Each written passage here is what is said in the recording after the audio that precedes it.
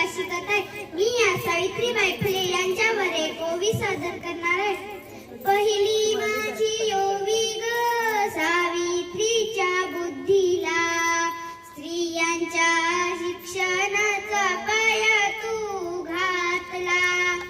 अशिक्षित अडाणी पतीपाशी शिकली, मुलींसाठी पहिली शाळा तू काढली. दुसरी ओवी गायली तुझ्या ग धैर्याला, दगड गोटे खाऊनी चालवली तू शाळा. घराबाहेर काढले गुंडांनी अडविले, धीराने तोंड दिले सगळ्या त्रासाला.